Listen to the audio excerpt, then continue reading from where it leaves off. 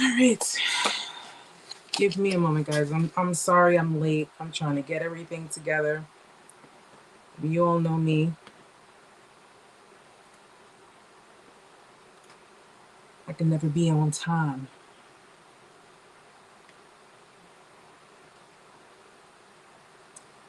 All right.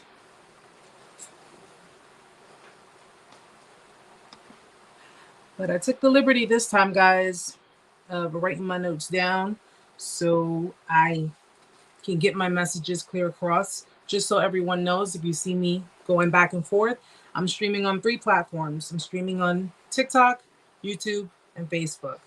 All right. I normally go on TikTok every Tuesday, 8 p.m. I was unable to do so this week because I had to finish school. But thankfully, I'm done with the semester until January. So we'll be going back to our normal schedules. And I will be resuming the one-on-ones and the group chats. So welcome one, welcome all. If you are new to any of my platforms, if you're new to Narc Survival 101, my name is Erica. Very nice to meet you. Unfortunately, under the circumstances, but it's all love over here. Okay, I'm here to be the support. I'm here to be the, I guess you could say, educator, because I've been studying narcissistic abuse for quite some time. And as you can tell with all of my content, I unfortunately know what I'm talking about. So, not unfortunate because I get to meet a lot of great people and I get to help a lot of great people, which is, always a blessing. Let me just. Um, all right.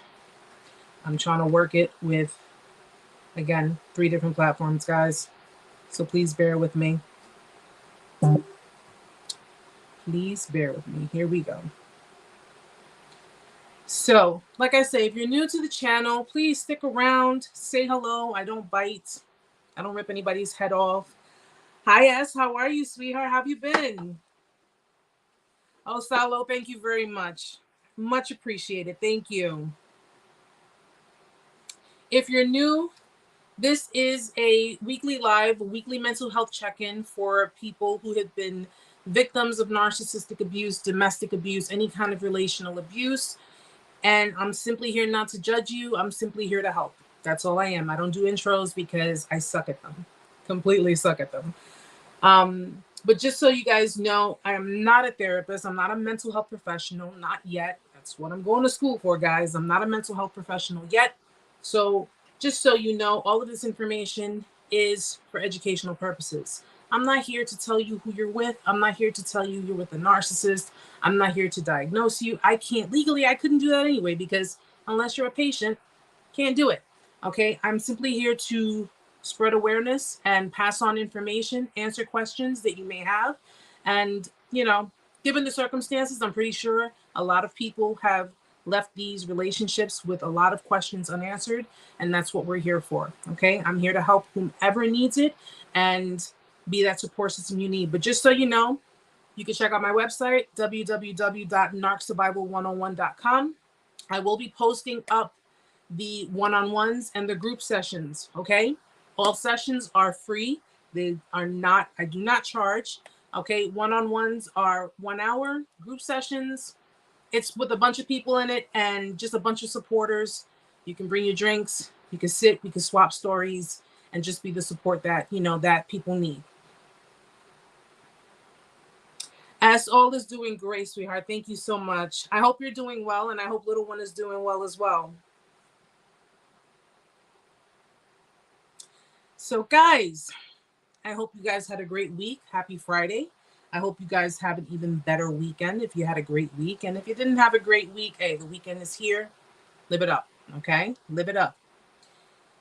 I took the liberty of writing down some notes because I like to be organized. That's just my nature. I like to be organized, but I wanted to kind of go over some of the things that bears repeating for us, and of course, maybe new information for some new people who are joining us for the first time. So let me just say hello. Hi, little Miss Queen from the South. Hi, Kelly. Hi, Kareem.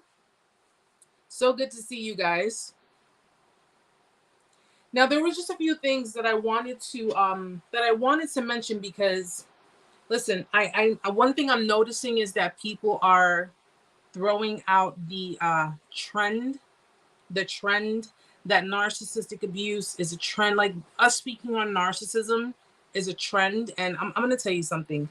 This is not a trend, okay? This is an epidemic, and I had to tell this person off. I mean, not harshly because I had to stay within the guidelines, but I did have to tell them off because people who don't understand narcissistic abuse will inherently sit there and try to invalidate what you've experienced. They'll try to invalidate the abuse that you've gone through. And one thing I always say, and I want everyone to understand, don't be stuck on titles. Please do not be stuck on a title. Do not worry if the person is a narcissist or not. Okay? Someone can be narcissistic and not necessarily be a narcissist. Someone can be abusive and not necessarily be a narcissist. So don't focus too much on the titles. Focus more on the behaviors. Focus more on the patterns. Okay? I made this statement.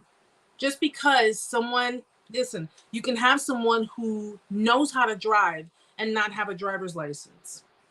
Okay, it doesn't take someone with a driver's license to know how to drive a car, meaning that anybody in your life can have narcissistic tendencies and they can apply certain behaviors in your relationships that will unfortunately result in you being abused narcissistically.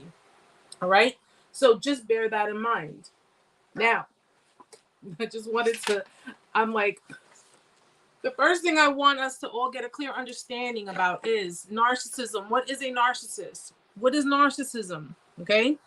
And it's plainly put, a narcissist is someone who has a highly inflated sense of self-importance, meaning that in their mind, they are important than everyone else outside of them. Okay. Which subsequent to that, what follows that is their needs, their wants always come first. They come before their partners, they come before their children, they come before anyone who is trusted this person or these people, anyone who considers them to be a friend, considers them to be a parent, considers them to be a boyfriend or girlfriend, husband or wife. Okay? Someone who is a narcissist is someone who is in self-preservation mode. That means that they're in survival mode. Now, this is not your fault. This was not something you asked for. This is not something that you have put onto them. This is something that has been ingrained in their mind for a very long time, long before you even ever came into the picture. And I want everyone to understand that these behaviors that they've inflicted on you had nothing to do with you. Okay, you were simply at the wrong place at the wrong time, dealing with the wrong type of person. How would you recommend dealing with raising a child with a narcissist? Often people who have children with narcissists or extremely narcissistic people, they're often advised to go gray rock. And gray rock is pretty much letting them have the limelight, letting them do what it is that they do, and you just sitting in the cut. Okay, you sit in the cut, meaning that, speak unless spoken to. Let's put it that way. Dealing with a narcissist, you're dealing with someone who's in complete competition with you, especially if you have children with them. They are in extreme competition. They want to be the better parent. They want to be the cool parent. These are the kind of parents that are more focused on being friends with their kids as opposed to being disciplinarians. Co-parenting with a narcissist, it's a very big challenge because you are pretty much, you're going to be villainized in the entire scenario. Okay, you are going to be the one who is the parent who's too strict. You're going to be the one who does things, I'm going to put these in quotations, in their mind. You're the one who's doing things to hurt them or make them look bad in front of the kids. When you are putting boundaries up, anyone who doesn't respect boundaries is always going to say you're the one with the problem. So co-parenting with them, if you understand what type of person they are, because they can be very predictable, guys. Narcissistic people are very predictable. And if you understand the patterns and the behaviors, you'll learn how to maneuver around it. Now, oftentimes, if you say no to your children, the narcissistic parent is going to go against that. They're going to basically do the opposite of what it is, what ground rules you set with your kids. So 9 out of 10 times when your children are leaving your house and they're dealing with the other parent is going to do everything in their power to get the children to like them more than like you. Okay, they're going to get the try to get the children to side with them because again, you're too strict.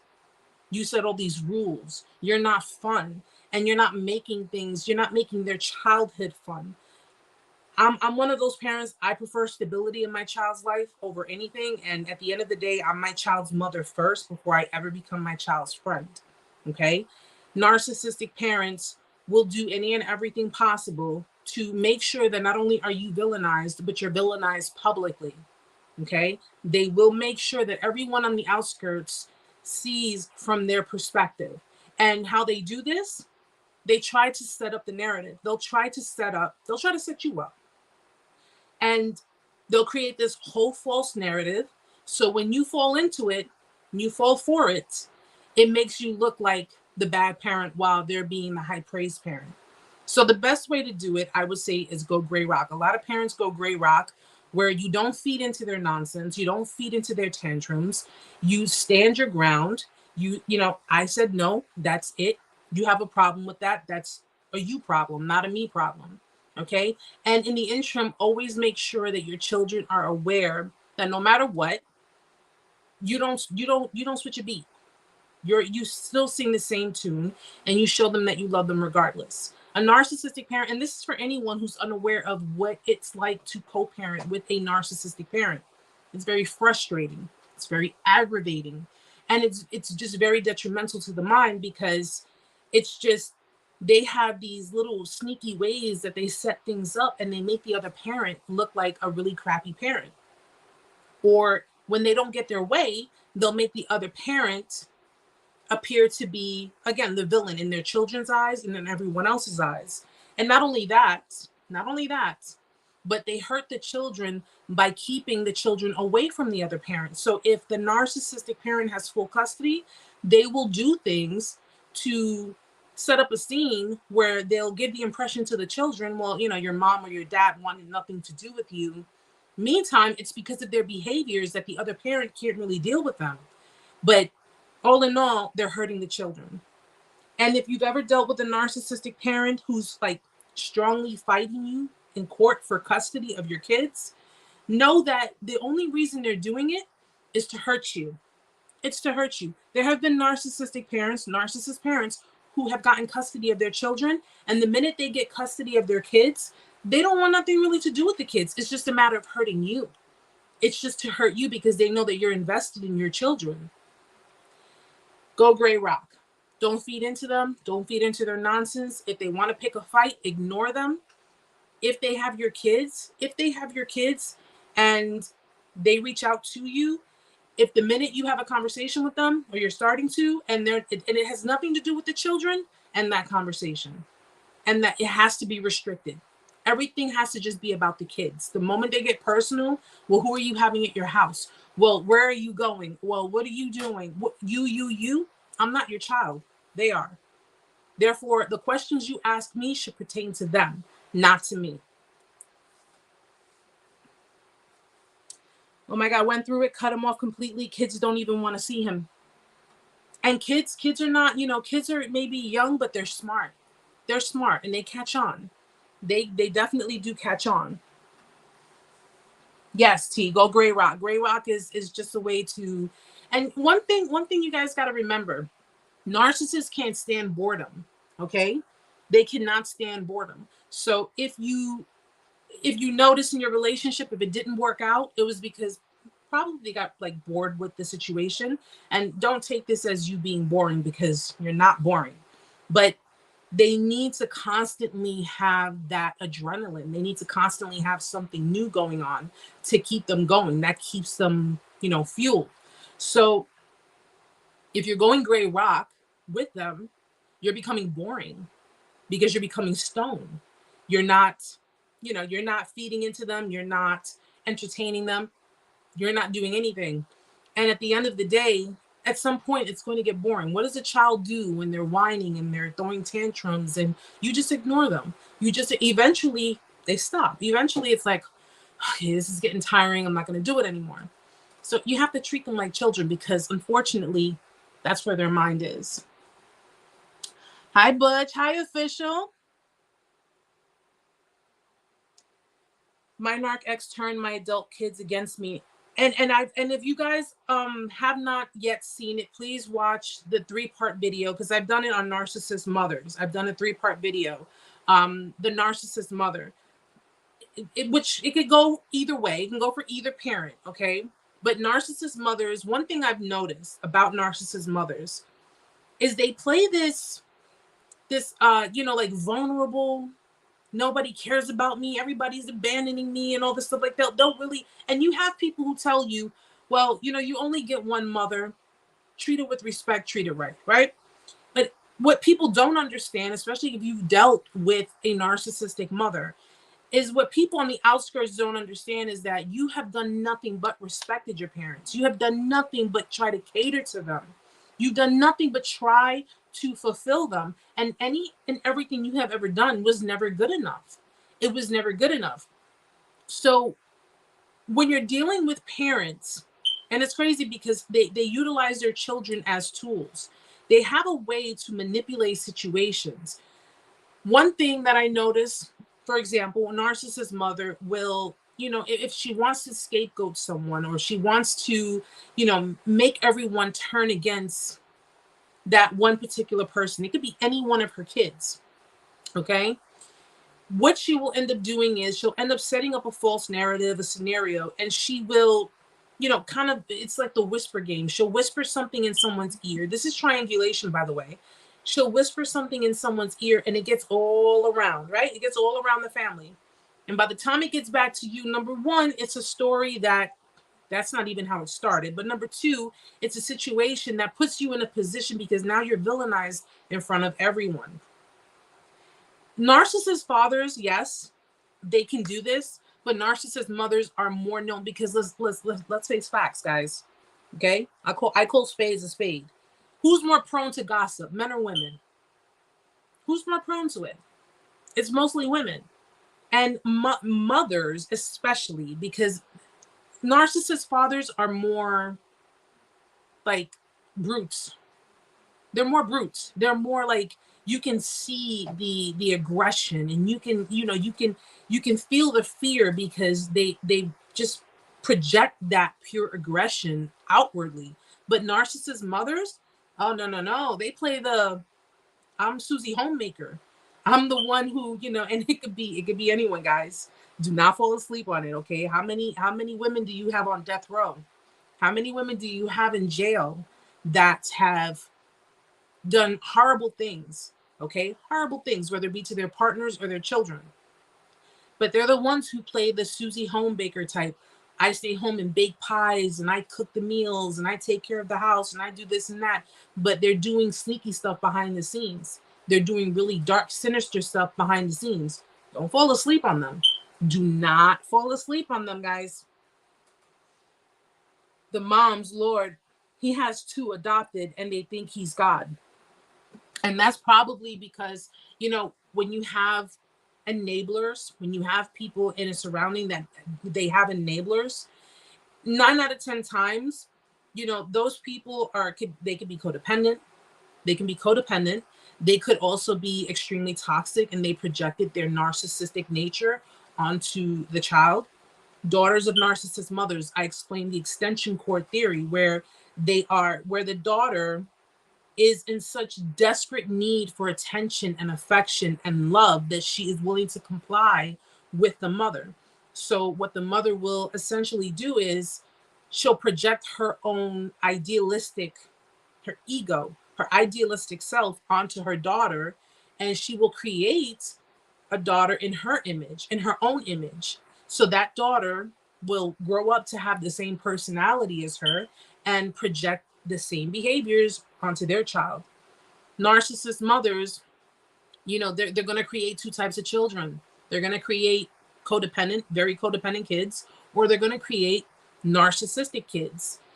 It's going to be pretty much either or. And when you're dealing with someone who has, especially a female who has a narcissistic mother, you are not dealing with that female per se. You're dealing with her mother. You're dealing with the attitude of her mother, the selfishness of her mother, the coldness, the callousness, the berating, the emasculation. This is all stuff that has been taught and passed on.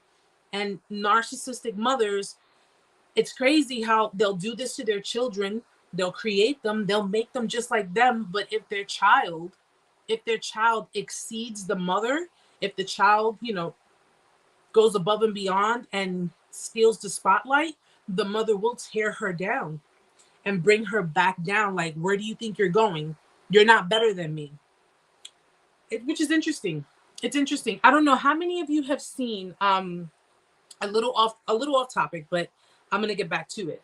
If you've seen this video online that has been going around with the mother who disciplined her child on social media, that she was cutting her hair off on camera. How many of you have seen that video? It's been going around. It went viral. And that she thinks that she's disciplining her child because you saw it. She thinks that she's disciplining her child by putting her in front of a camera and cutting off her. I don't care if they were extensions or not, but she was cutting off her hair. And she's like, "Oh, you don't want to listen to me? Let me give you a prime example of how that situation can play out." Okay. And let me tell you guys, I know how these situations play out. 9 out of 10 times, those type of mothers are the kind of mothers that let their kids get away with shit. But it's because it's under them. It's under their authority, right? They let them go and do what they want to do. They let them go places. But when the child becomes defiant towards that mother, even though they let them do whatever they want on the outskirts, when that child becomes defiant and does not do what that mother wants them to do, what happens? Now they have to take disciplinary actions. Now they have to go and show the world, well, this is how I handle. First of all, I grew up in an era where we did not, in the generation, we didn't have social media. We didn't have any of that. Okay. If I did something to defy my parent, I got an ass whooping. That's it. Okay. I grew up in Brooklyn in the 90s. We got butt whoopings. We didn't have all this social media stuff where we do it on camera, because that would have been considered evidence of child abuse. To do this, and I commented on the video too, to do this is so exploitative. And it was so disgusting to see something like this, that because you need to have your parenting validated, you put yourself and your child on social media, you show the entire world that this is what I do. You get backlash, because she did get backlash for it. You get backlash from the world saying that this is abuse. And she then, I heard, put up another video. If you guys know what the video is, please send me the link. But she put up another video sitting her child down saying, "Oh, that because of the backlash, well, did I abuse you? Couldn't I have used other force or other means? You did not possibly think for 1 second that by doing this, you did not inflict trauma onto this child. Public humiliation, that's exploitation. That is exploitation. You literally exploited your child in front of the internet, in front of all of social media to see. You exploited that child. You publicly humiliated that child. And I'm pretty sure that with this, she's going to become even more rebellious as she gets older. And this was because I heard a lot of people saying because she's jealous of her daughter, which you have mothers who are jealous of their kids, okay? Because she had something she needed to prove, but prove to who? We didn't lay with her to make that child. The proper way of doing it, if I'm assuming if the father is not in the picture, but the proper way of doing this is both parents sitting down and disciplining the child in a reasonable way. But that video was it was just so disgusting in my eyes. It really was. That's not how you do it. And considering nowadays, listen, people are scared to have kids because nowadays you have children that are doing things to their own parents. I just posted it in the TikTok. They did? I just posted Oh, you did? They're doing things to their own parents.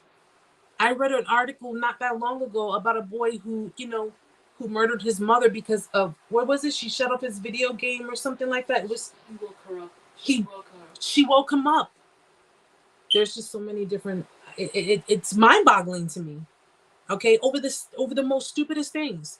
Someone murders their own parent because of something like that. So you can only imagine the kind of trauma that this type of behavior inflicts on their child. Public humiliation is a trait, is one of the traits of a narcissistic parent, of a narcissistic mother. Okay. Publicly humiliating your child to gain attention, to gain admiration, to gain some kind of a response from other people, people who you don't even know, to put your child on the forefront like that and just humiliate them is just, and I fell for that little girl. I fell for her because that's not the way you do it.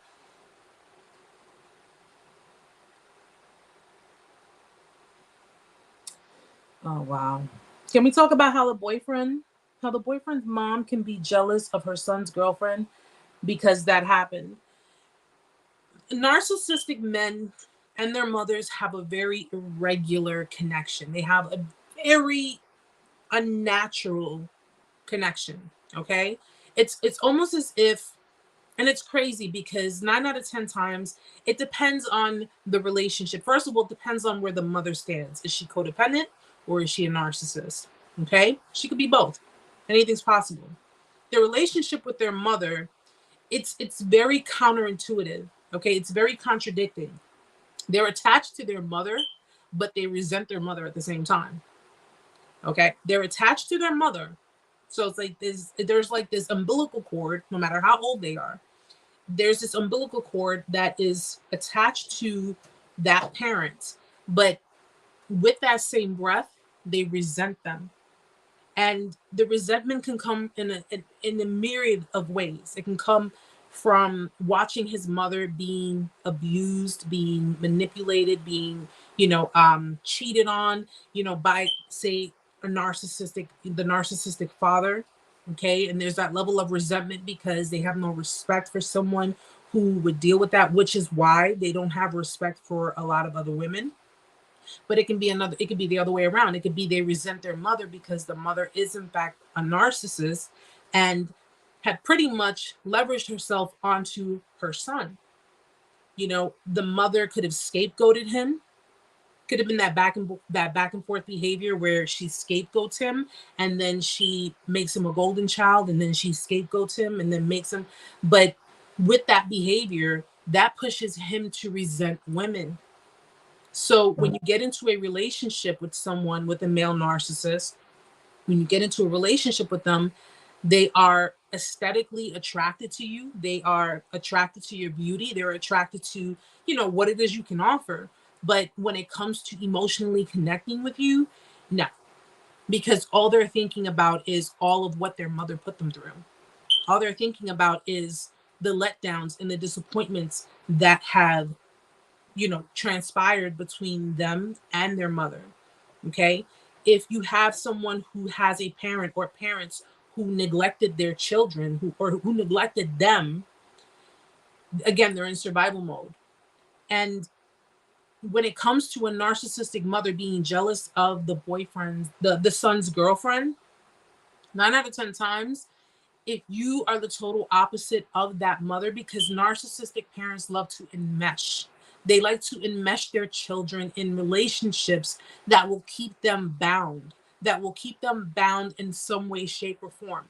So if you are the total opposite of that person's mother, meaning you're attentive, you're nurturing, you're caring, you have provided the things that his mother did not provide for him, there is that chance narcissists are definitely afraid of losing supply. And if her son is her main source of supply, there's that chance that you will take her supply away from her completely. And therefore, they can't have that. They can't have that. So what do? They may set up scenarios to sabotage the relationship. They may put things in that person's head, and again, if whether you're dealing with a narcissistic person, a codependent, or a narcissistic codependent, Codependence can be narcissistic too.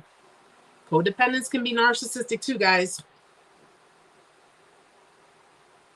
Yeah, Candace, I couldn't, I seriously could not understand how a parent does that to their own child.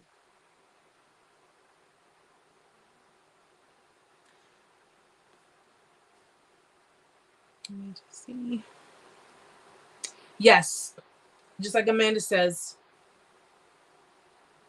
Yeah, beauty. It's pretty much a lot of you women who have dealt with men who are narcissists, oftentimes have either had a very narcissistic father, a very manipulative, controlling, demeaning father, and the mom was the enabler. She enabled those behaviors. Therefore, that abuse was ongoing for a long period of time.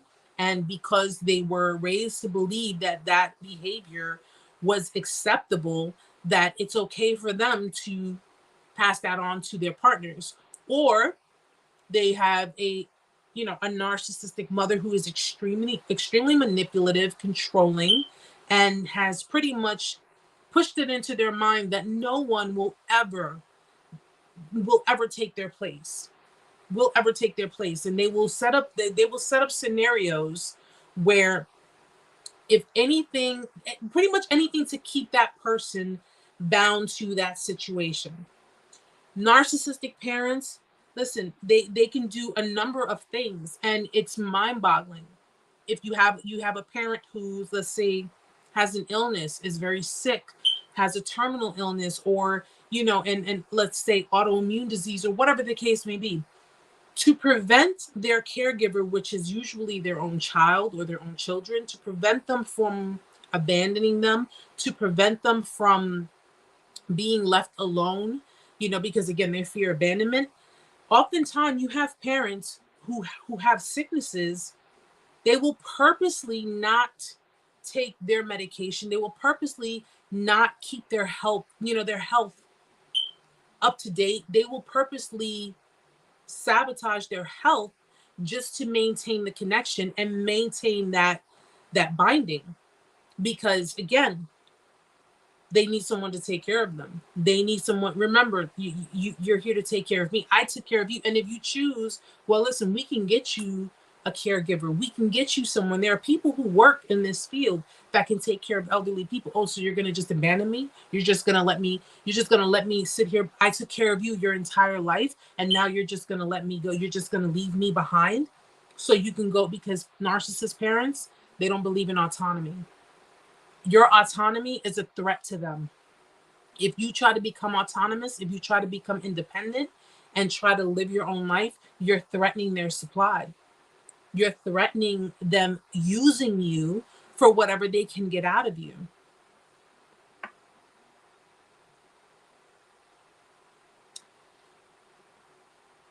She even said, my son is in the bathroom with me when I take a shower, or you. That's no. No. First of all, if you have a grown man,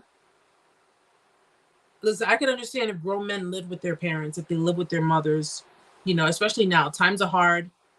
You can't, times are hard. You know what I'm saying? An apartment out here, a 1-bedroom apartment out here, like, you're not getting anything less than $2,000 a month. You know what I'm saying? So times are very, very hard. But at the end of the day, there's a difference between, the basics and overstepping boundaries. A grown man in the bathroom with his mother while she's in the shower, no. That's weird, weirdly sick. And no, that's like more, that's not even a mother-son relationship. That's like a boyfriend. I don't even want to put those two together. That doesn't sound right. That really does not.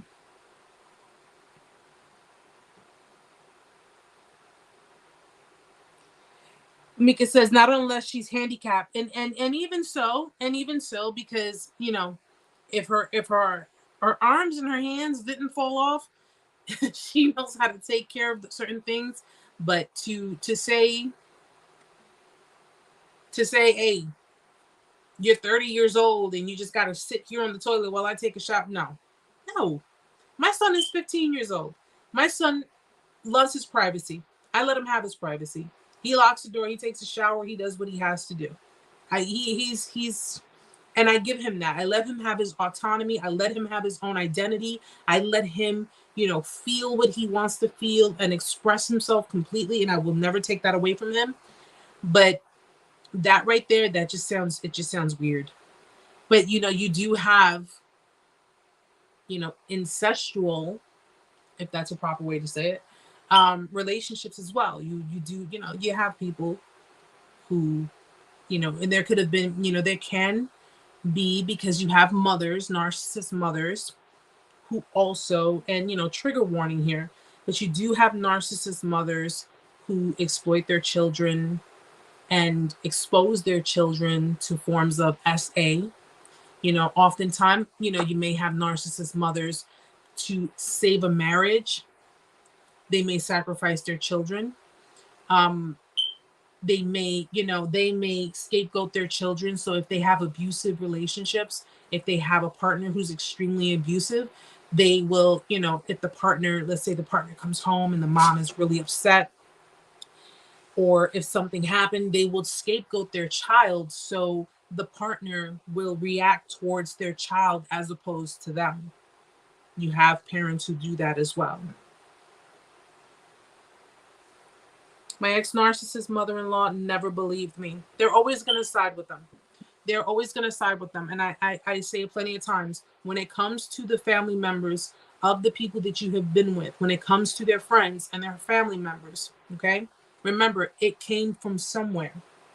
It came from somewhere. And the people in their circles are more than likely either like them or they're enablers. These are people who could be manipulated to believe anything, okay? But when it comes to family members, and you got to also remember where, where they are with these people. Because if this person, let's say, has a bad temper, or they can lash really, really, really bad at people, family members of narcissistic people, they try to avoid that. They try to avoid that by any means. And if it means scapegoating you, just so that way they can avoid the lashings and the nastiness, the rude and crude behaviors. One thing you guys got to remember is that you are disposable. Okay, not the reality, it's not a fact, but in their minds, in the narcissist minds, in their families' minds, you are disposable. Okay, and when I don't know if you've ever noticed it, but if you get into a relationship with someone and you find out at some point that they are of narcissistic nature, their family, you'll notice the behaviors with their family members. You'll notice who has more dominance. You'll notice who is more on the same part of the spectrum with them, and you'll notice who's more than likely an enabler. But oftentimes, when they side with them, their loyalty is going to be to that person, because at the end of the day, even if you're discarded, you don't have to deal with that person anymore, but they do. They still have to deal with that person. So they have no choice but to side with that individual.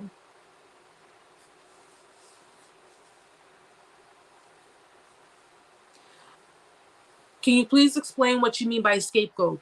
A scapegoat is pretty much the person who takes the blame of everything.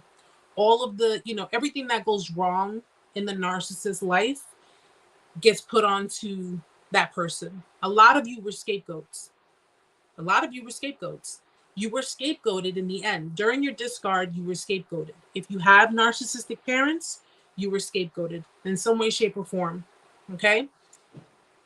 Being a golden child, it goes either or. Being a golden child, you get the niceties, you get the nice person, you get the, oh, I love you and you're everything to me, and if they're your parents, you're my mini me, you're my, this is the love of my life, or this is my child, I do anything for them. And that's probably because you were doing something that was appeasing their ego.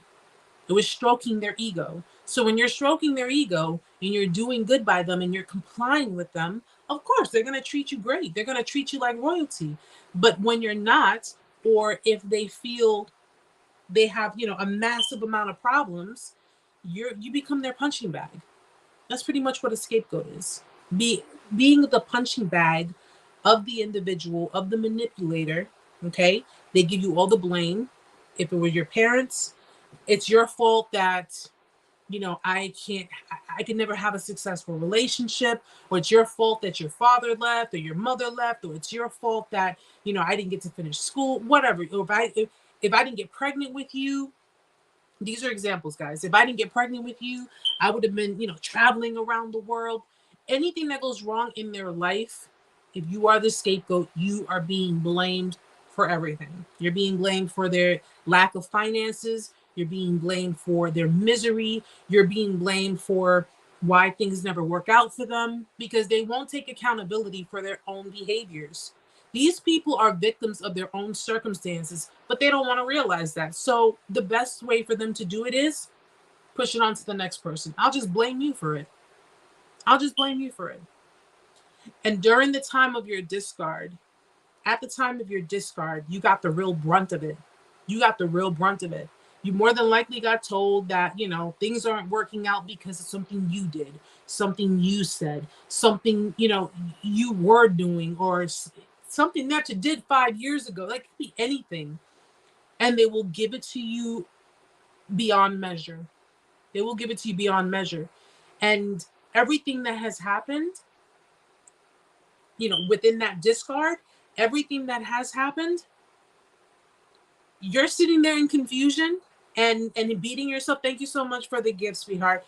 You're sitting in confusion and beating yourself up about it because they have literally implanted in your mind that this relationship, and probably, you know what, and I'll do you one even better. They probably told you, no wonder your ex, you know, did X, Y, and Z to you. No wonder you know, you were single when I met you because I don't know anybody who could deal with all of, like it. They probably put all of this nonsense in your head to have you believe that the reason any of the relationships you've ever had, any of the relationships that you have ever gone through, everything that you have confided in them with, when they knew what you had gone through because you trusted them enough to tell them what your past experiences were, they will implant it in your mind that you're the reason why you have failed relationships. Okay. I want a lot of you to understand, because a lot of you, I noticed that there are a lot of people who mention narcissistic parents. You're primed for that. A lot of us have been primed for that. Okay. A lot of us, and remember, guys, you don't have to have a narcissist parent. You could have had an emotionally unavailable parent. You could have had a parent who was absent. You could have had a parent who, you know, abandoned you. You could have had a parent who was inconsistent in and out of your life, who was not emotionally available for you. You could have had that. They don't have to be a narcissist, but their behaviors primed you for acceptance. It primed you to accept the bare minimum. It primed you to not only accept that, but prompt you to do even more so you can get more of the bare minimum. You ever notice how you get into relationships with people? Things are going great in the beginning. It's almost too good to be true for you, because the attention and the focus that they're putting onto you is validating you. It's making you feel good about yourself. And you're like, oh my gosh, I'm a lottery winner. I have someone who I'm attracted to. I have someone who's interested in me, getting to know me, wanting and all of these behaviors put you on cloud nine. But if you notice, over time, their behaviors start to change. Now, people will ask you, well, if you saw the behaviors changing, then why didn't you just get up and leave? Because there is a familiarity in these behaviors. The change of these behaviors, you became familiarized with it because subconsciously you were being treated that way throughout your life. Maybe a lot of you didn't realize it. But if they started to become inconsistent, it's like a trigger moment when they start to become inconsistent. If you had inconsistent parents, guess what? You're becoming familiarized with your childhood with your parents. So you automatically go into a different mode. Okay, this is how I used to act when I was 8 years old, and you're 25 years old. This is how you're going to act. And you're pretty much going You're going in the flow of what you're used to. You're going into the flow of how you respond to these behaviors because you were primed to accept these behaviors. Codependents become codependent because of the inconsistency in their life with their parents. It started somewhere. It started with your parents. If, listen, we all have different situations. If mom and dad were on the outs, and let's just say mom had custody of you and dad was just in and out, in and out, in and out, guess what? That created fear of abandonment because each and every time dad is here 1 minute, then dad is gone. Then dad is here the next minute, then he's gone. And each and every time that instilled that fear in you, that instilled anxiety in you. It caused fear of rejection within you. It gave you a rejection wound. It gave you an abandonment wound. It made you feel as if something was wrong with you. And again, your scenario could be, it depends on what you went through because you have moms who keep their children away from their fathers. And because they don't want to admit to their crappy ass behaviors, they blame the child's father. Well, your father was like this. Your father didn't want anything to do with you. Your father wouldn't come and see you. Your father wanted to be out and about. And you know what? You have mothers who, and listen, it could go either way, but you have mothers who, because they have a personal vendetta with the child's father, will make the child feel like your father is not here because you are not good enough to him. Meantime, your father is doing every and anything possible to try to have a relationship with you. And it could be vice versa, guys. It doesn't just have to be women. It could be men too. But this instills the thought in your mind of, I'm not good enough. What am I not doing right that my father or my mother, they don't want anything to do with me? What am I not doing right that they don't want to connect with me? That they don't want to have a relationship with me? What am I not doing right? And you live with this way of thinking. So what do? You try harder. You go overboard. You try to overplease and you go even harder. And each and every time they're not responding to you, you go even more and you do even more. Sound familiar? In your relationships, you were doing the same thing. What am I not doing right? Why am I not good enough for this person? Why did this person leave me for someone else? Why did they leave me for that? And what do? That rejection wound gets triggered, that abandonment wound gets triggered. And then now you get up and you start to push even harder and you try to do even more. And this is where all of this stems from. So when people tell you, well, all of this was going on, why didn't you just get up and listen? When you have your own trauma and then you have a trauma bond in the mix, okay? And plus you were primed. You were primed to believe this. You were primed to think this way. It's kind of hard to break out of that. I often find that people who meet other people who were on the same boat as them, who can explain to them, this is what you are going through, this is what you went through, and this is what you can do to break free from that. That's more effective than someone telling you, oh, that person's just no good for you. Why don't you just get up and leave? It's not easy, especially when you were made to believe that this is what you deserve, especially at a young age. It's not easy. Oh, Cherise, thank you, sweetheart. I appreciate you. Oh, Beauty, listen, we've all been there. We've all been there, honey. And I'm going to tell you something. It's nothing to be ashamed of. Having codependency, nothing to be ashamed of. You didn't ask for this, guys. You guys didn't ask for that. You didn't ask to have, inconsistency in your life. You didn't ask to be, to be scapegoated or to be made, to feel that you aren't worthy or aren't good enough. You didn't ask for these things. These things were just pushed onto you. When you were born, your mind, your personality was a blank canvas. Okay. And you can't control how other people project onto you because you're a child. You're a child. You don't know any better. And at the same time, we trust that our parents are going to do right by us. We trust that they're going to, help us to learn and understand so we know how to survive in the world. Not learn how, listen to what I said. So we know how to survive in the world, not go into the world in survival mode. There's a big difference there, guys. A huge difference. And at the end of the day, yes, it's a generational thing. It's a generational curse because their parents were the same way with them. So they taught you what they could, they taught you what they knew. And I get it. I completely and utterly get it.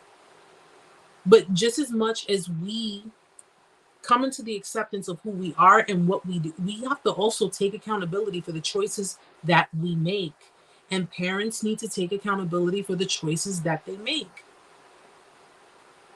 It's you know, if you have a parent who had narcissistic parents, let's say for example a mother, she's the type that would probably have a number of different men in and out of her life, and she will present those men in front of her kids. She will present different men in front. So now she's teaching her daughter it's okay. It's okay to have different men coming in and out. It's okay for them to, you know, to come in and pay for sex and pay for this and pay for that. You know, it's okay for them. Okay. It's okay to get laid and get paid for it. Well, they're gonna come into your home, they gotta pay for it. You know, it's that kind of mentality. So when you have females that are like this, mothers that are like this, they're teaching their daughters. They're teaching their daughters. Women who don't have strong male role models in their life will either become very codependent in that they will look for their fathers in their relationships. They're going to look for their father figure in those relationships, or they're going to become so resentful and they're going to become so unempathetic and they're going to become so cold that they're going to spend their time emasculating men. And I'm not talking about the toxic men, because the toxic men already know that they're toxic. I'm talking about the good men. I'm talking about the men that just want love, that want to just be a part of someone's life. They will end up emasculating them. They will end up destroying these men. And get this, ladies, you will end up meeting these same men that they have destroyed, and they will end up projecting their PTSD and all of the brunt of what they have gone through. They will project that onto you. Which is why I say not everyone is a narcissist. Sometimes you're dealing with someone who has PTSD. Sometimes you're dealing with someone who has severe trust issues, because people with PTSD, they project behaviors that are very similar to people who are narcissists, narcissistic. Is that why my ex-narcissist husband thought it was okay to cheat? Because of the example his mom set? That could be partially. Let me tell you something right now, honey. I'm not going to condone cheating, and I'm not going to justify it, okay? I don't condone it, I don't justify it, and I will never make an excuse for it. If someone tells, well, you know, my dad cheated on my mom all the time, so that's what I do. That's just a part of it. That's not the whole reason. When someone cheats, it's because they're being selfish, okay? They're being selfish. And at the end of the day, he could try to tell you every which way from Tuesday, oh, it was because of my mom, it was because of my uncle, it was because of this, it was because of that. That's deflection. That is pure deflection. If they don't take accountability for what they do, they're just deflecting in a way to justify their behaviors and get you to think, well, you know, okay, yeah, I mean, you know, his dad was always cheating on his mom and his mom was always doing X, Y, and Z. So that's all he knew. At the end of the day, we don't make excuses, because there is still a choice there. They still have a choice. He had a choice. He made that choice. He did make that choice. And it's just the mere fact that what makes it more selfish is that they don't want to take the accountability that they should be taking to rectify it, to make amends with it. They don't want to do that. I'm a victim of witchcraft and voodoo, stopping me from being with my family abroad.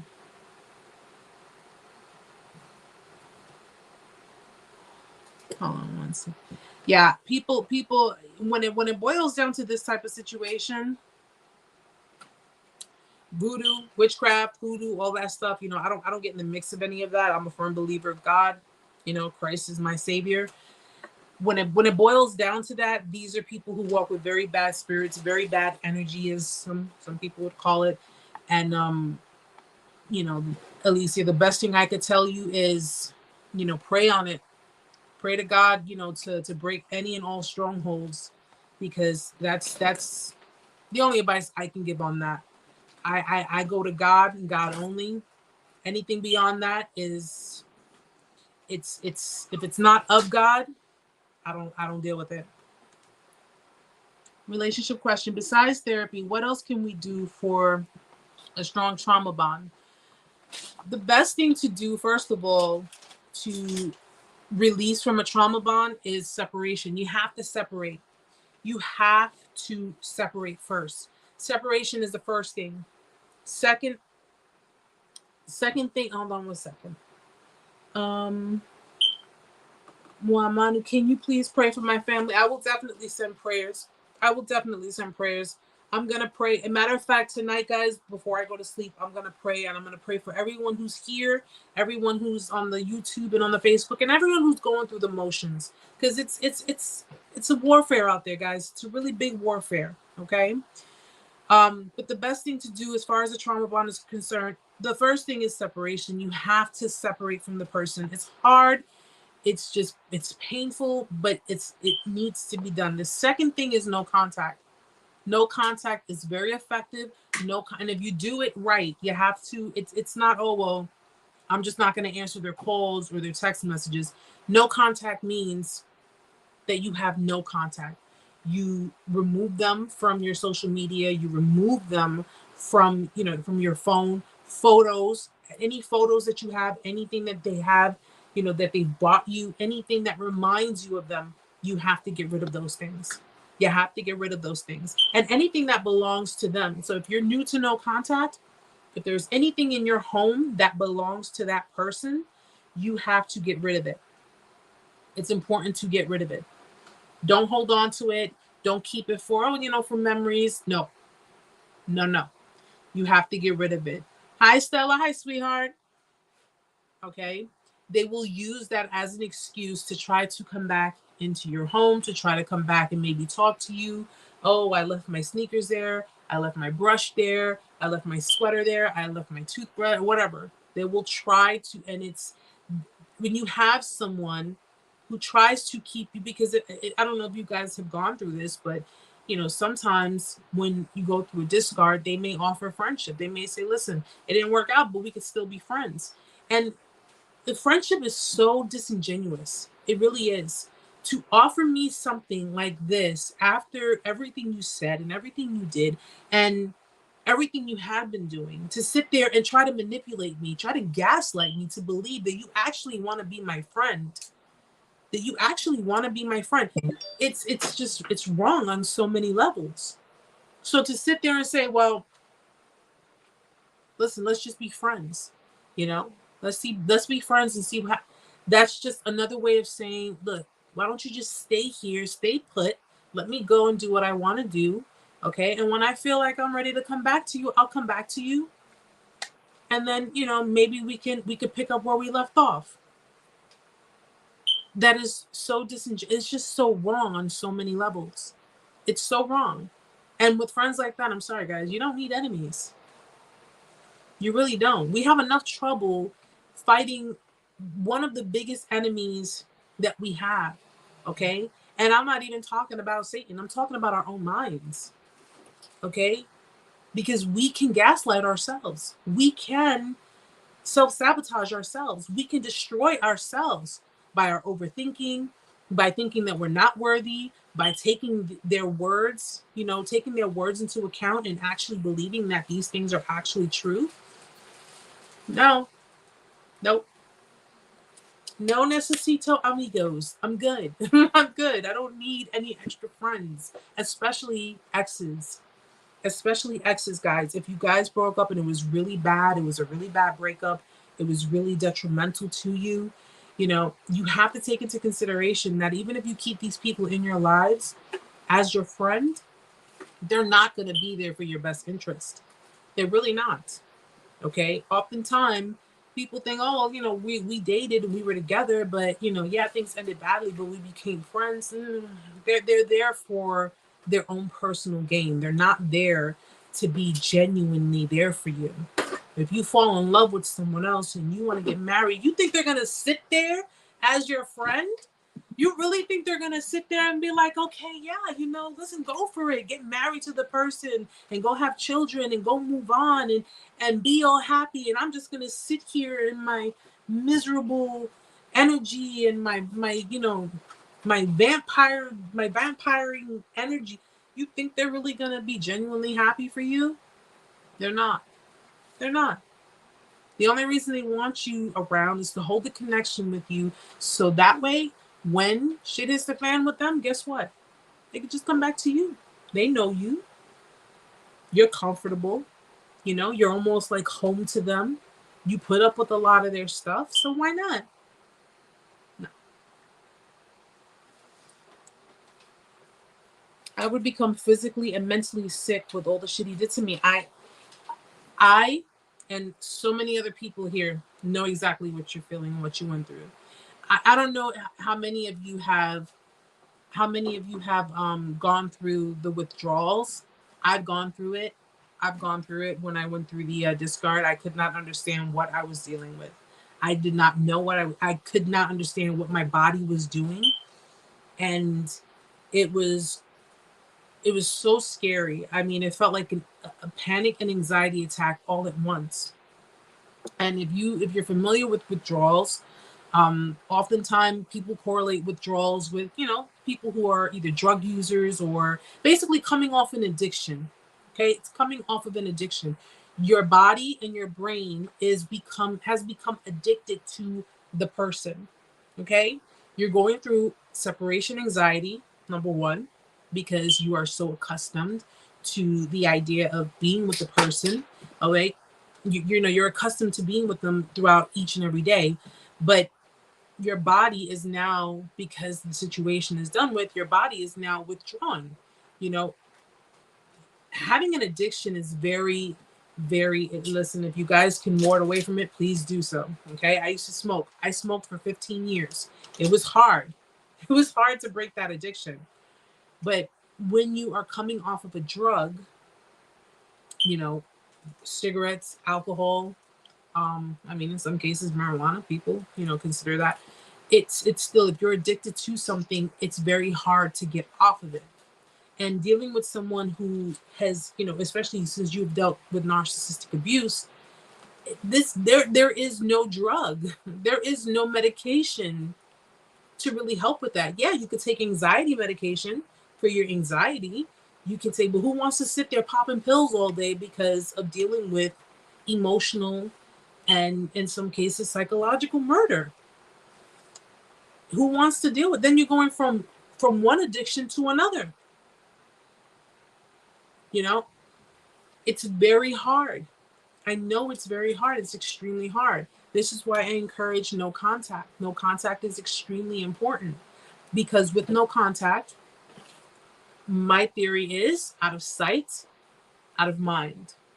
Out of sight, out of mind.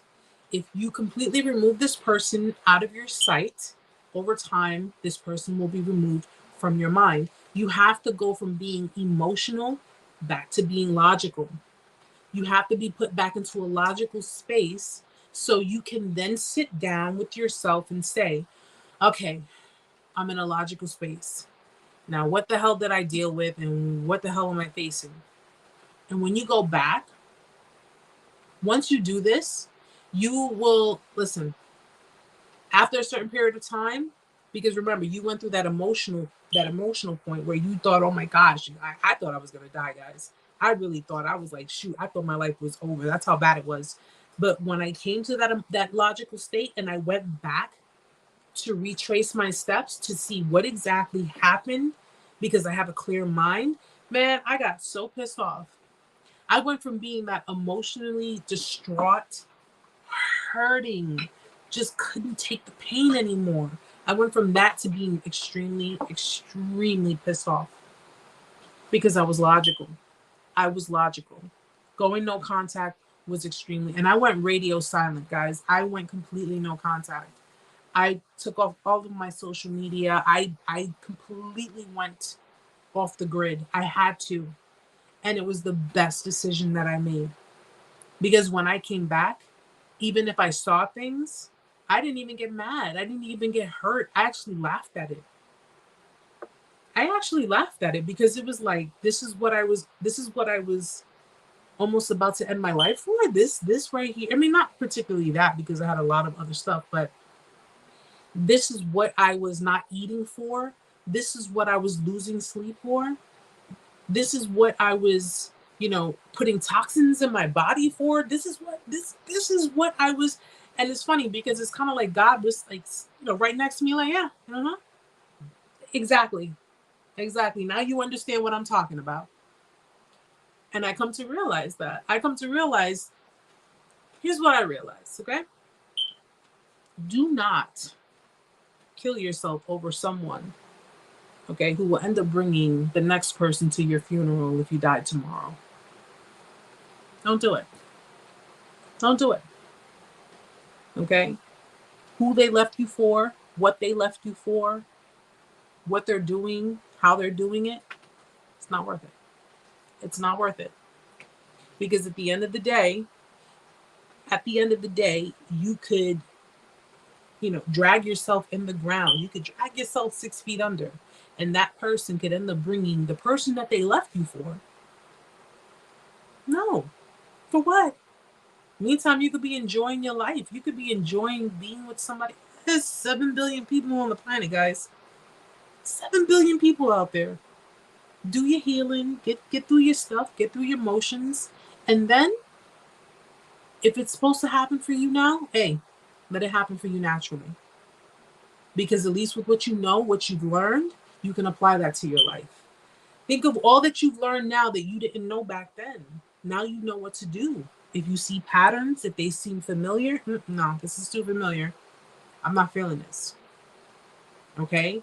Set up your boundaries. If people want to cross your boundaries, oftentimes, I'm going to tell you something, guys. Oftentimes, when God has severe plans in your life, he's gonna seclude you. He is going to seclude you. He's going to make you be by yourself. Okay? When he has plans for you, he is going to put you in, he's going to put you in his own his own cave. He's going to keep you single. Because if he has plans for you, he needs the right people to come into your life. Okay? And with that healing comes his plan. So if he says, you are to not be in a relationship right now because we have too much to do, guess what? You got to do what you got to do. I've been single 4 years. Okay? I have been, like Elijah, in my cave for 4 years. No, I don't go out. I don't date. I have not been with another man. I have not done any of that because his plan is unfolding in my life. And often when you are becoming, especially when you're trying to get closer to God and you're trying to get closer to, to whatever your purpose is, you're going to lose a lot of people. You are going to lose a lot of people, guys. All right? Don't be afraid, but you will lose a lot of people because he's going to start cherry picking all the people that do not serve you. He's going to start pulling people out. It is going to be people that you never thought possible. And I want you guys to understand something. And I'm so sad about that girl who lost her life in Mexico in the hands of her so-called friends, man. I am so sad about that. But let that be also an example for you. Okay? Not everyone who calls you friend, not everyone who calls you baby, not everyone who calls you my love, sweetheart, boo, honeykins, whatever you want to call it. Okay? Not everyone who calls you husband, not everyone who calls you wife is meant to be in your life. Some people are for a season. And that's the God honest truth.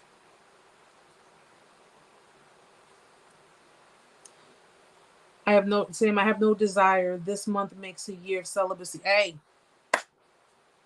we got it. There's too much going on in the world right now to even worry about that.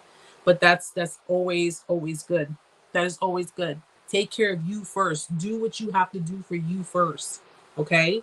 When the time comes, it'll happen. When the time comes, it will happen. Okay? It's not like it's not out there. You know what I'm saying? It's not like you have to go scrambling for, for sex or anything like that. It'll come to you when it comes to you. You get to a point sometimes it's like, I don't even feel like it. Like, I'm too busy loving on myself. I'm too busy enjoying my freedom, enjoying my autonomy, enjoying everything that, is coming into fruition for me. Do that healing, guys. But more importantly, and I just had this conversation with the man, more importantly, forgive. Forgive. Not for them, for you. Forgive them. Okay? And let God deal with them. Forgive them, move forward. Okay? Because the last thing they want you to do is to forgive them. They want you to be mad at them. They want you to hate them. They want you to constantly talk about them. They want you to make them relevant. They continuously want you to do these things. This is why it's important to forgive. As hard as it is, it's important to forgive them because in the end, it lets them know you didn't break me. You did not break me. You bent me a little bit, but you didn't break me. The only one who can break you is God himself. That's the only one who can break you.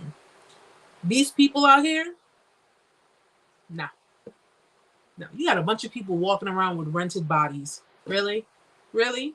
That don't have any more power over you than God does. And at the end of the day, God's a jealous God. Don't give that power to anyone else. You don't give it to anyone else. You have one high power that can give you every and anything you ever wanted, give you every and everything, any and everything to benefit your life. And I always say, don't put all of your faith in people because people screw up, people mess up, people fail. We fail God every day. Trust and believe somebody's bound to fail you tomorrow and a week from that point. Oh yes, God definitely has a very, very big, and he's working on me, guys. He's still working on me. He is still working on me. So I'm not gonna sit here and preach and be like, oh yeah, I'm a straight up crit. Listen, I still have my flaws. I still have my ways, but at the end of the day, he knows that my heart is genuine and he knows that I care about you guys. I had to go through this by myself. He was the only one I had guiding me. He was the only one that I had that helped me get through this. Not a single human being, not one other person helped me get through this, but God. And it just takes the strength of God to be able to get through this. And trust me, it's an amazing feeling. I give him the glory. And you know what? I could not be here on my own. I could not be here on my own. And I'm still working on it, guys. I'm still working on it. Thank you, Robert. Thank you. Something, and I am one who I am grateful. I am humble. I am so truly humble. And the fact that I let him down all the time. I let him down all the time, guys. I'm not perfect. I'm really not. I mean, I don't go out there hurting people and purposely, I let him down all the time, but I am so grateful that he just doesn't give up on me.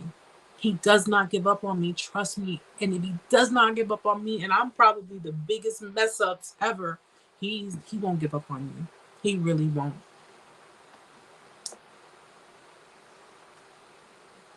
Oh, Michelle, I actually shouted that at work today. I don't know if you guys are familiar with Derek Prince. I was watching a sermon. I was watching it while I was at work, and he just said, I want you to scream it out the top of your lungs, Jesus is Lord. And I screamed that out so loud, I think I scared my coworker. I think I scared her. But it brings chills, and it gave me that amazing feeling. You got to understand, guys, these are people that walk with bad spirits. They walk with very bad spirits.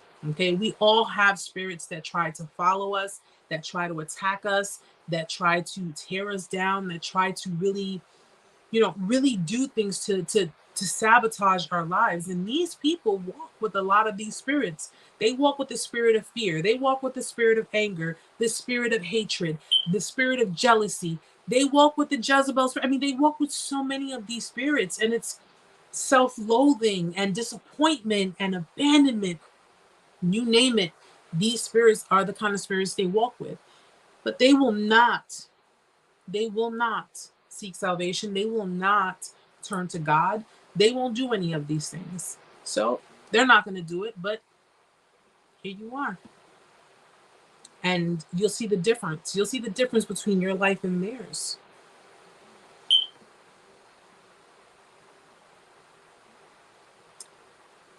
Yes, he does, Robert. Yes, he does. And I strongly urge people, you know, the best thing I could tell you to do is pray for them.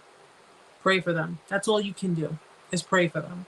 You know, pray that God gets through to them and, you know, helps them. That's the only thing you can do. Okay. And trust me, God knows your efforts. He knows your efforts, and he knows what you're trying to do. And he knows, you know, that you have gone through some serious pain. But with that same breath, we can all admit it, he tried to give us signs. He did try to tell us, did he not? But, you know, you live and you learn. You live and you learn, guys. Okay?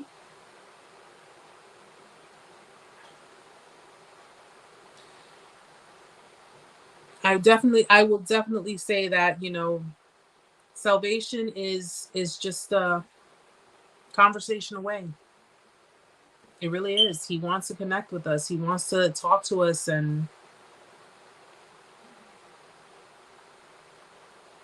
Sandra, he's in that Bible every day, and I find that Christians excuse them. You know, the interesting thing about it, here's the interesting thing about it. As you know, as a Christian, I never say excuse the behaviors. I never say excuse them or excuse the behaviors. Okay? Because at the end of the day, you know, evil intent is simply that, evil intent. You know, but God says, you know, forgive your brethren, because, you know, pretty much if you don't, I'm going to give you to your own tormentors. All right? We have to understand something. Forgiveness and excusing are two different things. I can forgive people who have ever done me wrong, and I have. I've forgiven plenty of people who have ever done me wrong. We, you know, I want forgiveness for the things that I do, but how can I expect God to forgive me if I can't forgive other people? Making excuses is enabling, and the churches are easily infiltrated. And as Christians, as genuine Christians, this is why God says, turn to me. Test the spirits. You have to test the spirits. You know, if you have people who fall under, because I know how these churches work. Okay, they have their echo chambers. I already know about it. I know how these churches are. You have churches that are full of gossipers. You have churches that are full of adulterers. You have churches that, you know, have preachers and pastors coming in with pounds and pounds of gold on them, driving in on Escalades. You know, it's just ridiculous. And they're making a mockery of the relationship that a lot of us Christians have with God. But a true spirit who walks in the Holy Spirit, okay, will know how to discern spirits like that. So if you have people who are enabling those types of behaviors, they see these behaviors knowing that they're wrong, but they're still enabling the behaviors, whether it be in the church or outside of it. Hey, listen, you have Christians that are lukewarm. You have Christians that are standing on that thin line. And at the end of the day, you know, God is the only one who wouldn't steer us wrong. But you do have narcissists in the Christian community. You have them in the churches. You have them in all, you know, in all sorts of places, mosques, churches, synagogues, you name it. You have them there. But it's the matter of your spirit, your spirit. I have people who come by me and I'm like, ooh, your spirit does not sit right with me. Your spirit does not sit right with me. You need to sit over there. And I'm not afraid to tell someone that. Not afraid to do it. I'll tell someone your spirit doesn't sit right with me. And if it don't sit right with me, it's for a reason. Because when you have someone who has a pure, genuine heart, and you have someone who's just more interested in helping people, genuinely doing God's work, someone whose spirit is off, it's just like oil and water. It's just not going to mix.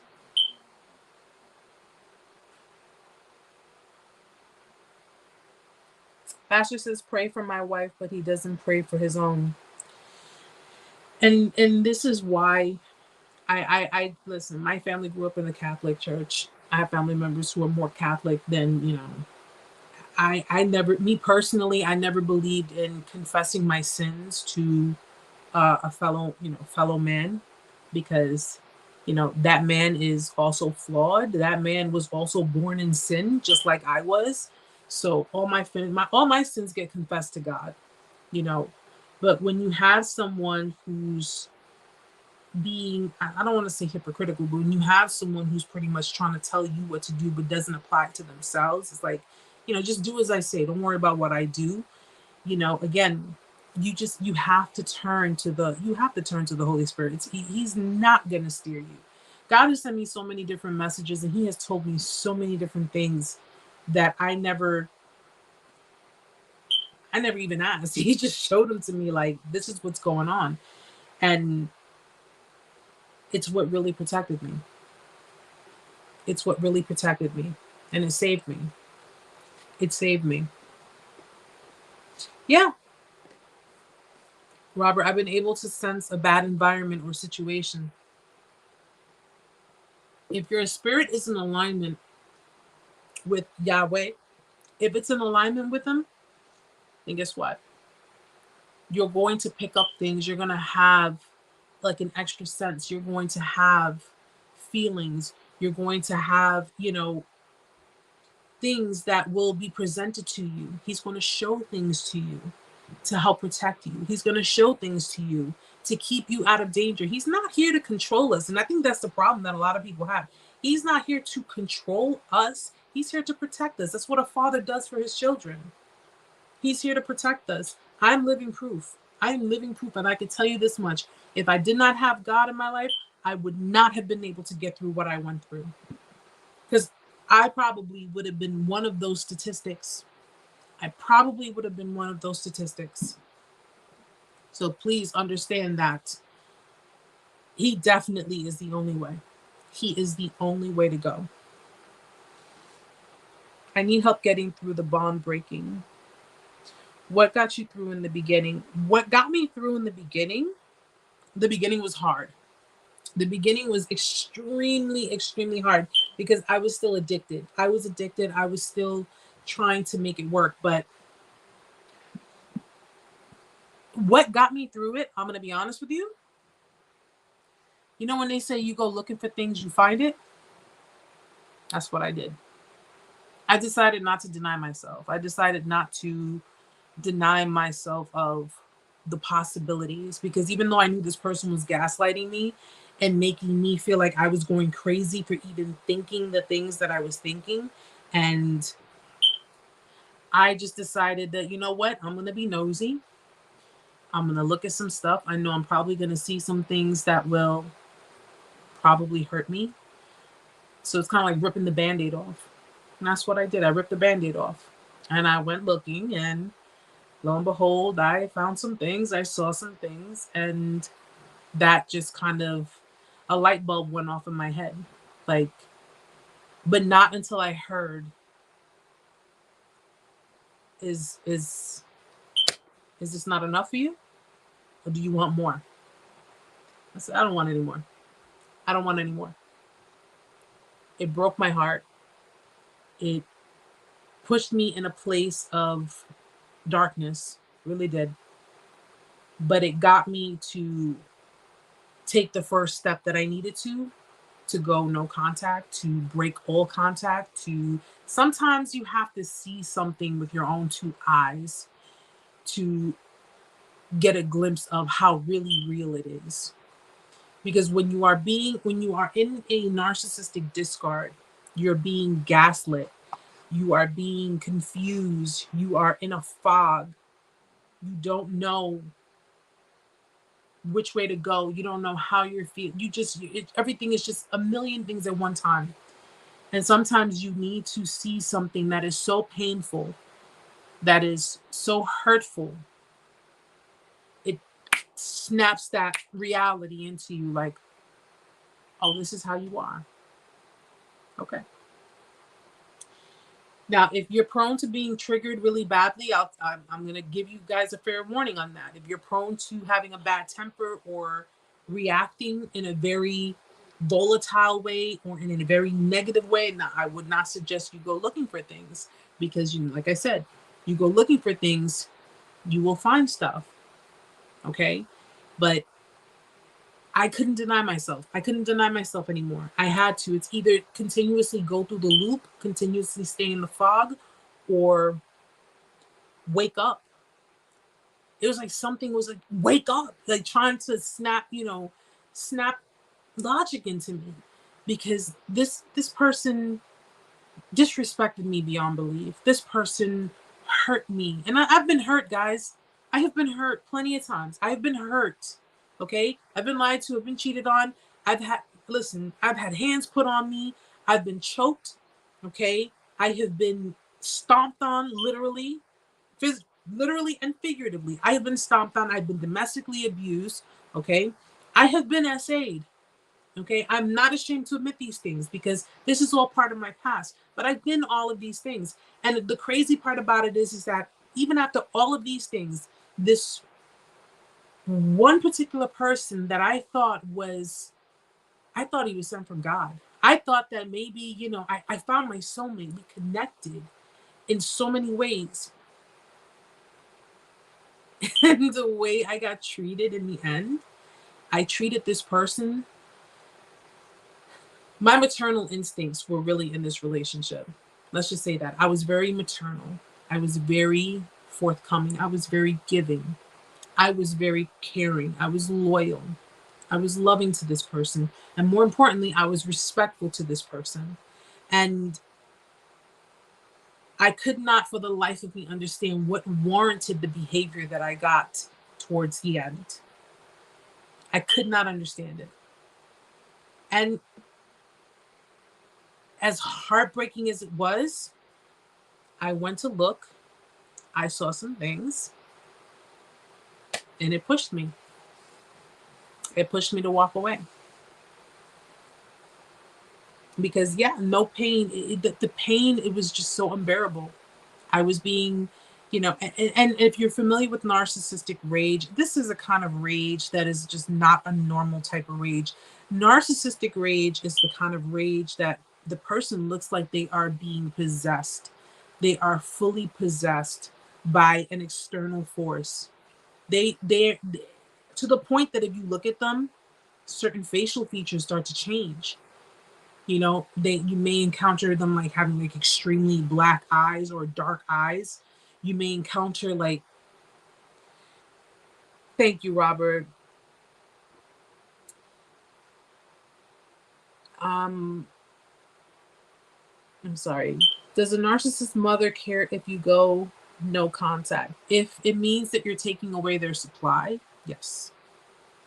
If they have no one else to stroke their ego or fulfill their narcissistic supply, they will care. They will care. But they won't apologize. They will not apologize. They'll just try to find ways to, you know, sweep things under the rug and try to, like, you know, stay in contact with you or try to like you know, start contact again. But they're more the types that I won't apologize for my behaviors. I'm just gonna sweep things. It's kind of like that. I don't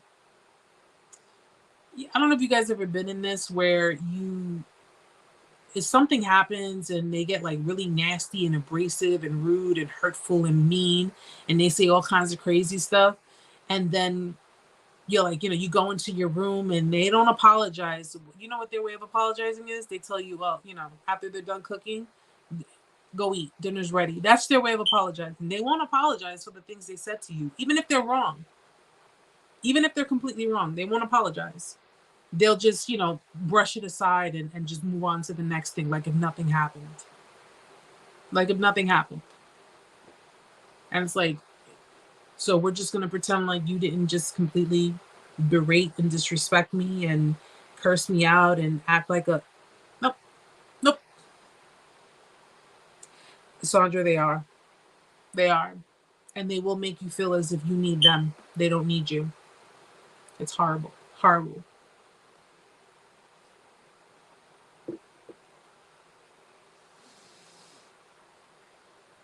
You know what, Cheryl? That's interesting because I've never heard that either.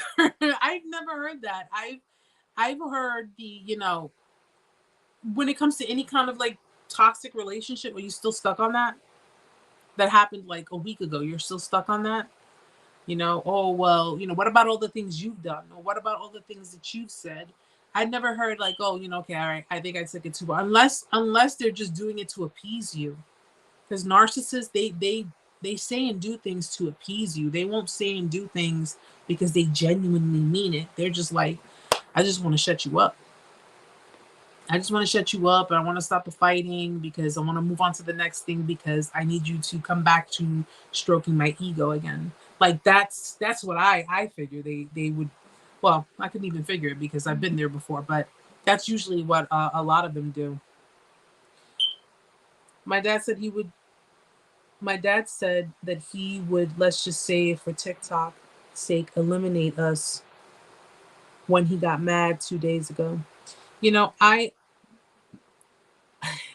can strongly tell you that being in very toxic relationships, especially with family, you know, my content doesn't limit to just relationships with the, love relationships. If you are in an extremely toxic, domestically abusive, guys, domestic abuse could be your family too. Doesn't just have to be your lover, it could be your family too.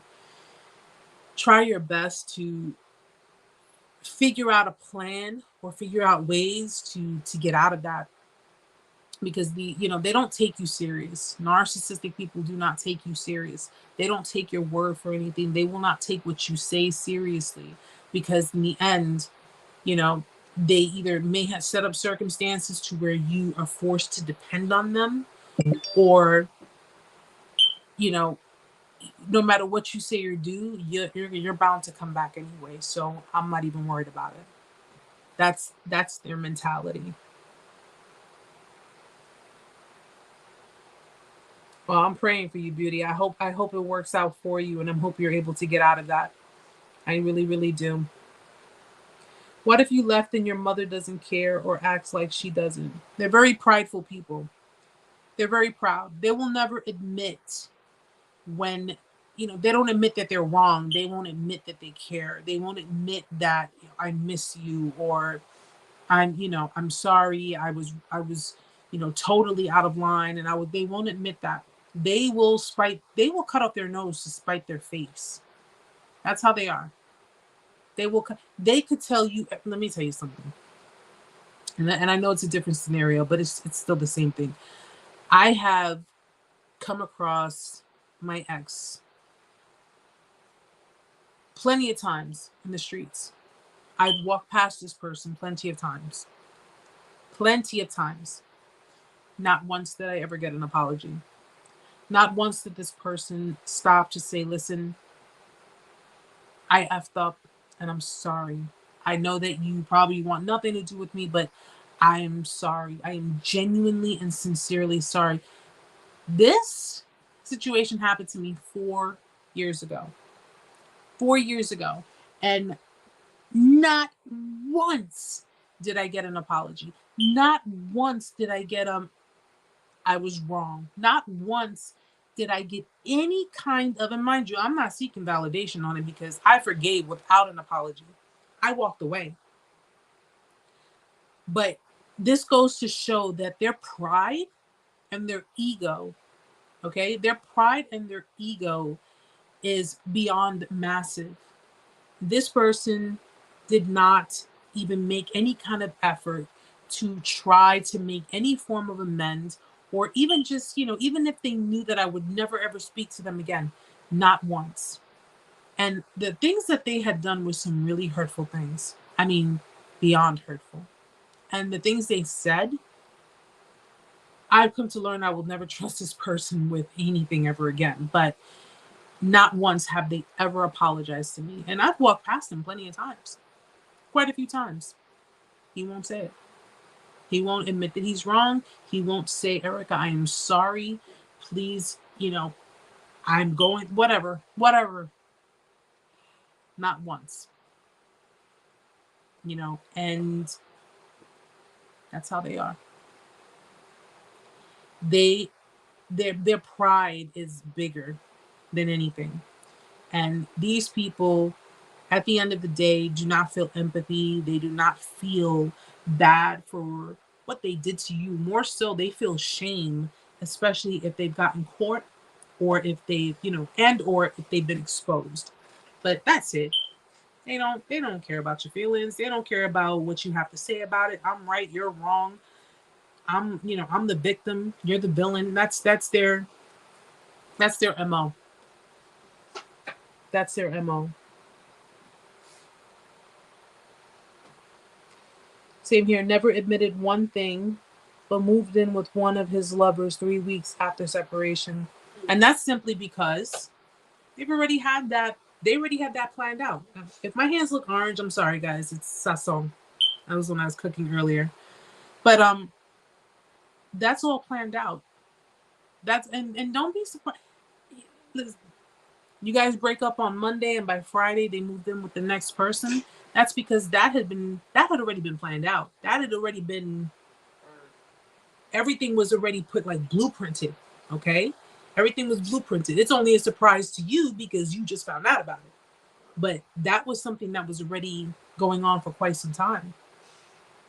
And even if you're dealing with someone who, like, you notice the ex is coming back into the picture, or if the ex is, they're spending more time with the ex, or it's just because that's a common thing too. Narcissists like to go back to exes. They like to recycle their exes, or vice versa. You could be dealing with the type of narcissistic person who's a codependent, and their ex is a narcissist. You could be dealing with that too. They have a trauma bond with that ex. There are so many different scenarios. There really are. Yeah, I've been in a 10-year relationship, and I'm just realizing what I've been through. And it's I want you guys to understand that I'm, like I said, I'm coming back to the normal schedule. Okay, I will be back here Tuesdays. I start school again in January 10th. But in the meantime, I will be coming back to normal schedule. I will post up. I'm gonna work on the schedule for one-on-ones and the group chats. I'm gonna work on them tomorrow. So if you are interested, like I said, the one-on-ones are free. The group chats are free. They're all free, guys. It's, if you want to email me, you can email me to narcsurvival101@gmail.com. Huh? But I'll work on setting up the schedule. Sign up at the website, guys. If you're interested in the one-on-one, if you're interested in the group chat, I'm gonna try to see if I can do maybe 2 one-on-ones in a day at least. So that way could try to get whomever wants to be a part of it. But www.narcsurvival101.com. Sign up for the website. So that way, when I post up the schedule, you'll be notified. Okay? One-on-ones are video. Okay? That means you and I talk one-on-one. We discuss whatever you want to talk about, whatever you want to vent about, whatever it is. Okay? You get an hour. You can tell me whatever you want. It's confidential. It's between you and I. Nobody else knows about anything. Okay? And we get to know each other. I can hopefully help you get through whatever it is that you're going through. Okay? Group sessions are with a number of people. Great people, by the way. There's a lot of great people in my survivor community. And we all sit down, we bring our wines, you got beer, bring your beer, you got liquor, bring your liquor. Do what you do. Okay? Feel comfortable in knowing that you are in a safe place. Okay? You're not judged. You will not be reprimanded. You will not be yelled at. Okay? We've all been where you are, so trust me, we are not here to do any of that. Okay? Can you put Amanda's gonna put the website for TikTok, guys. Amanda's gonna put the website. It's narcsurvival101.com. My Gmail is narcsurvival101@gmail.com. All right. I'm going to work on the schedule tomorrow. I am going to sleep in tonight because I finished my semester this week and I'm exhausted, but I will work on the schedule and I promise you it will be uploaded by tomorrow, and we'll start the one-on-ones again. Okay. Like I said, it's for free. You don't have to pay for anything. I'm also going to start working on my giveaways. I know I've been slacking, guys. I've been slacking. I know, but guess what? I ended this semester with an A average. Okay.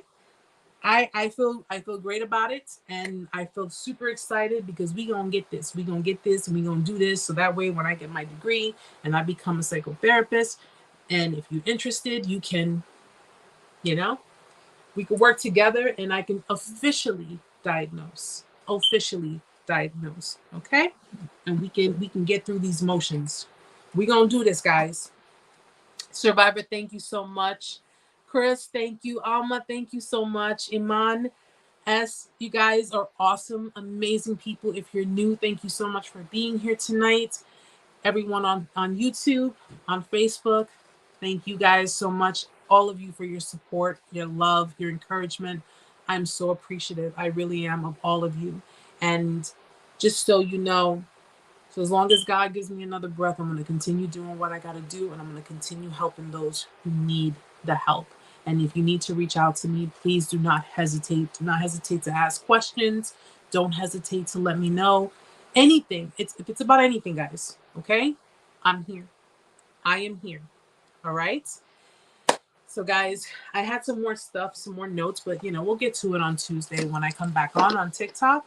And for those on YouTube and Facebook, my TikTok is Narc Survival 101. So if you want to join us on Tuesday, I will be there Tuesday at 8 p.m. Eastern Standard Time. And everyone on TikTok, my other platforms, Facebook and YouTube, Narc Survival 101. That's Facebook, right? Narc Survival 101 is Facebook. Narc Abuse Survival 101 is YouTube. Okay, I'm there on Fridays, 8 p.m. Eastern Standard Time. All right, so ladies and gents, official, thank you so much, my love.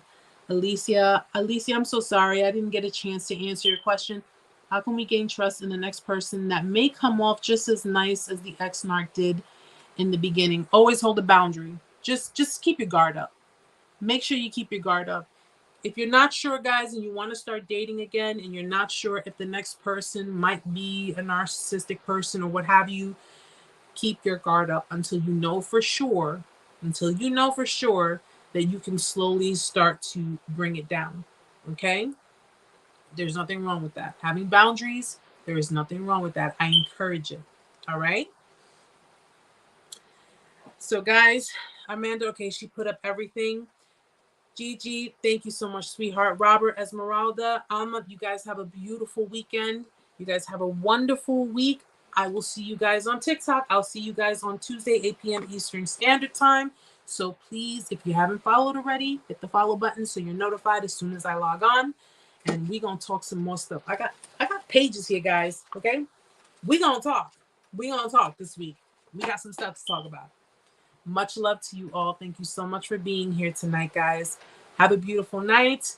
Have a beautiful weekend. I got two different screens going on here. Have a beautiful weekend, guys. Much love to you. Blessings, God's protection, all of that good stuff. I will say a prayer for all of you tonight. I promise you that. I will say a prayer for you guys. Okay? Have a beautiful night, guys. Love you all. Good night.